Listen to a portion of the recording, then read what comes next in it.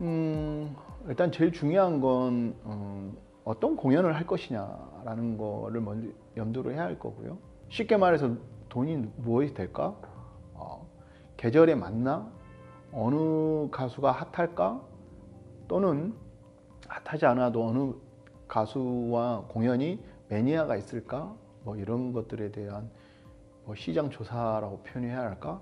자기 나름대로 기준과 결정을 해야 되겠죠. 그런 과정과 행사 장소, 가수 섭외 요거가 같이 이제 믹서해서 뭐가 먼저냐는 뭐 좀 있습니다. 순서는 좀 다를 수 있어요. 가수를 먼저 섭외하고 가수에 맞춰서 규모를 갈 수도 있고요. 그렇다고 가수한테 먼저 섭외를 한 다음에 장소가 안 정해져 있으면 또 안 되니까 장소를 먼저 이야기할 수도 있겠죠. 컨셉하고 장소하고 가수가 먼저 이렇게 정리가 될 거고요.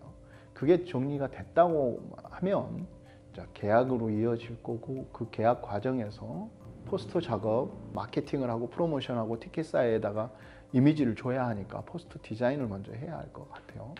근데 포스터 디자인을 하려면 컨셉이 나와야 하겠죠. 근데 공연을 똑같이 가면 안 되고, 뭐 어느 컨셉을 하고 이번 공연은 어떤 스토리를 한다 라고 정리되는 그 스토리에 따라 포스터 디자인을 해야 하는 거죠. 그렇게 하고 그게 이제 정리가 되면 티켓사를 섭외해야죠.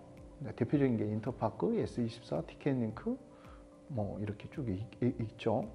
그렇게 두고 표가 팔리면 좋겠지만 표가 안 팔릴 수도 있는 거고, 또는 대형 공연이다 그러면은 이제 프로모션도 해야 하는 거죠. 그래서 마케팅이나 프로모션을 어떻게 할 것이냐라는 것이 고민을 해야 될 것이죠. 예를 들어 뭐 팬클럽을 좀 회원이 계시면 그 팬클럽에 공지를 해서 뭐 한다는 방법도 있을 것이고, 그러면 행사 진행 이제 과정에서 연출이 필요하죠. 연출이라고 하는 거는 결국은 가수와 장소 규모에 따라 음향, 조명, 무대, 특수효과, 뭐 영상 중계 뭐 이런 식으로 포함시켜서 해야죠. 음향은 그 장소에 있는 음향이 적당한 음향이 나오는가, 설사 음향 스피커가 그 정도 된다고 한다 해도 부수적인 거, 마이크나 개수라든가 뭐 이런 것들, 채널이라든가 이런 걸 맞춰야 되고, 조명도 마찬가지. 현장에 있는 조명으로 할 수 있는지 없는지.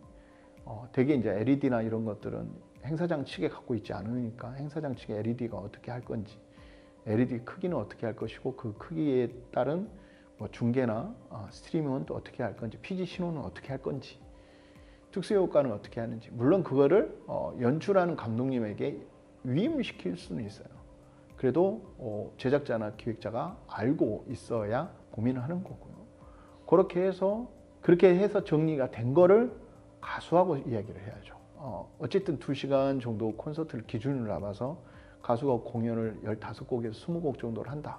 멘트는 어떻게 한다. 인터미션을 어떻게 한다. 오프닝의 영상은 어떻게 한다. 이건 가수회가 협조를 받아야 되고, 가수도 스케줄을 빼야 하는 거니까. 그래서 가수하고 얘기를 해서 이렇게 정리가 되겠죠. 그러고 난 후에 가수도 당연히 연습을 해야겠으니까 악기실이나 연습실을 렌탈을 해서 준비를 해야 하는 거죠. 사전 영상이 있다면 사전 영상 팀을 불러서 프로덕션을 해서 작가 붙여가지고 콘티를 만들어서 영상 촬영을 해야죠. 경호 경비 인력이 필요한 유명한 가수다. 당연히 경호 운영팀을 다시 선정을 할 거고, 동선이 꼬이지 않게 관객들이 물 흘러가듯이 입장하는 거, 퇴장하는 거, 그 다음에 응급이 발생했을 때, 그 다음에 뭐 준비를 해야 하는 거죠. 사전 공지들은 다 티켓 사이트에 공지를 해서 그게 끝이죠. 우리 기획자들에게는 나 무슨 공연했다 끝. 처음에는 그거 한 줄 쓰는데 설사 손실이 나도 행복했죠. 근데 지금은 뼈 아프죠. 이쪽 업계가 공연 10개 하면 3개, 4개 정도 수익을 난다. 그러면 잘하고 있는 거예요, 사실은. 그만큼 수익이 나지는 않죠. 여러분들이 알다시피 사람들이 많이 왔다고 수익이 나는 건 아니에요. 왜? 많이 나간 만큼 많이 들어가고 지출이 많은 거죠. 그걸 BP라고 표현하면 손익분기점은 지출 대비 수입이 얼마나냐의 문제이기 때문에, 대개 인터파크나 티켓 사이트는 공연 끝나고 7일 전후로 나오죠. 수수료는 대개 5%에서 7%, 8% 이렇게 나오는 거고, 그것도 뭐 회사 신뢰도, 신용도에 따라 뭐 약간 차이가 있습니다만 그렇게 해서 공연 정산을 받는 거죠. 이 정도의 흐름. 공연하는 사람들은 다 알죠. A라는 공연을 할까? B라는 공연을 할까? C라는 공연이 될까? 커피숍에 앉아서 대화를 하고 직원들과 뭐 어떤 프로젝트를 검토할 때 행복하죠. 다 될 것 같거든요. 근데 아까 말씀했듯이 절반 이상은 손해봅니다. 근데 어떻게 그러면 다 망하냐? 가끔씩 또 유지도 해야 되는 거잖아요. 그 유지는 어떻게 하느냐? A라는 공연을 했어요. 근데 그 A라는 공연이 좀 잘 됐어요.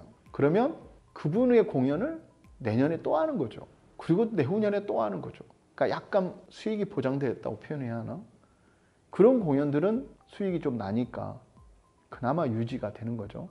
그래서 시민 대중들이 봤을 때 해년마다 그분이 콘서트를 한다. 그러면 그분이 정말 업계에서 처신을 잘했든지 아니면 수익이 나는 거예요.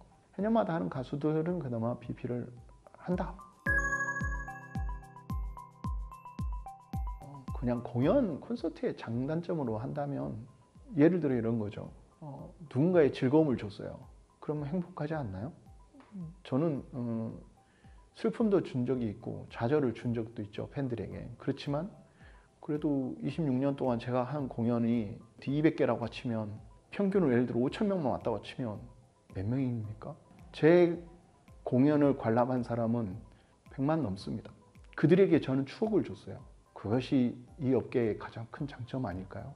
즐거움을 준다. 이것도 저는 나쁜 건 아니라고 봐요. 단점은 이게 순식간에 시간과 공간의 개념으로 소비재라 사라지는 거죠. 그날 그 시간 그 장소에 안 가면 사라지는 거잖아요. 아무리 준비를 잘해도 그날 악천후가 있고 뭐가 있고 그러면 사라지는 거죠.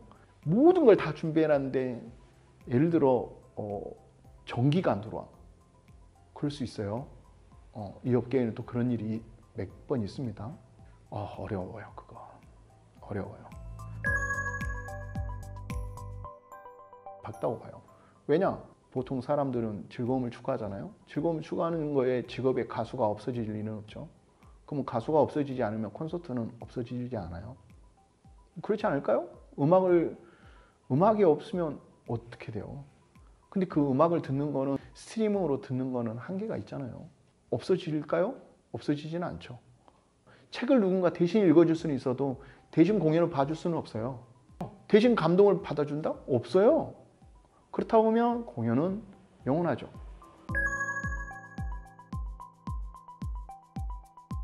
뭐 직원을 뽑는 인재상 정도의 느낌이라 한다면 그런 거죠. 꼼꼼했으면 좋겠고 꼼꼼한 사람이 창의적인 생각을 또 하기는 쉽지 않은데 일단 가능하다면 창의적인 생각을 좀 했으면 좋겠고요. 책임감은 좀 있었으면 좋겠죠. 왜냐하면 공연을 한다고 하면 장소라든가 가수라든가 연출이라든가 홍보 마케팅이 각 파트에 사실상 직원이라 했지만 그분이 거의 결정을 할 수 있는 위치거든요. 그랬을 때 책임감은 또 있어야 하는 거죠. 유명 대학 뭐 그거하고는 관련이 없을 것 같고 뭐 신문 방송학과 워드 자격증 그거 뭐 굳이 뭐 책임감이라든가 창의적인 거 꼼꼼한 거 이런 거는 오히려 있어야 하지 않을까. 오늘의 할 일을 다음 주를 미룰 수는 없어요. 엔터에서는 디데이의 시간과 공간의 소비재이기 때문에 미룰 수가 없기 때문에 그 날짜에 그걸 못하면 그 친구는 다른 일을 다 정체시키고 있고 그 다른 일이 이 전체 프로젝트를 다 얽히고 설키는 그 시간과 결정의 과정에 다 스톱시키고 있기 때문에 그건 좀 문제가 있죠. 그러니까 그런 걸 즐기는 사람들이 제법 있죠. 네. 그걸 재미있어 하면 좋겠어요.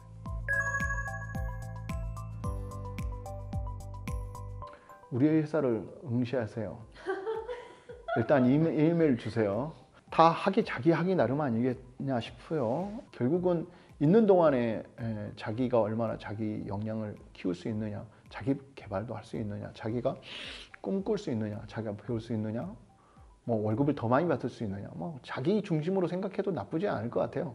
그게 이제 길게 가면 본인의 책임감이 좀 더 생기는 거고 그 기간 동안에 회사가 커지면 좀 더 뭐 비전을 서로 공유할 수 있는 거고 뭐 그런 거라고 생각해요. 이런 식의 뭐 인터뷰는 처음이죠 물론. 근데 기자회견도 해봤고 뭐 다 해봤어요. 에이, 생방송도 강해요. 그런데 전 개인적으로 떨렸죠. 떨린 이유는 잘나서 이 자리에 앉아 있는 게 아니라는 거죠. 이번 이런 자리에 성공해서 이 자리에 앉아 있으면 좀 더 다행스러운 일일 텐데 그러지 않은 상태에서 반성, 그다음에 복귀, 생각의 복귀를 또 해보는 거고 핑계나 이유를 나열하고 싶지는 않고요. 이번에는 비록 저희가 좌절을 했지만 다시 일어나서 뛰어볼 테니 무관심 속에서 저를 한번 지켜봐 주셨으면 감사하겠습니다. 저 궁금한 게 있습니다. 대표님 MBTI가 어떻게 되십니까? 오, 일단 맞춰봐요. MBTI E, E? N. 진짜 E라고 생각해요 일단? 네. 오케이. ENFJ. F 아니야? J ENTJ. 완전 F인데? ENTJ. 일단 퀴즈를 할게요. 2개 맞췄고 3개 맞췄어요. ENTP. TP 2개. ESTJ. 굿 잡! 진짜요? 네, 저 ESTJ입니다. 감사합니다. 마치겠습니다. 기업가들이 제일 많이 갖고 있는 그러니까. 1등. 참고로 ESTJ 이거 나 서울대에서 30만 원 주고 검사한 거야. 자그만치 10년 전에.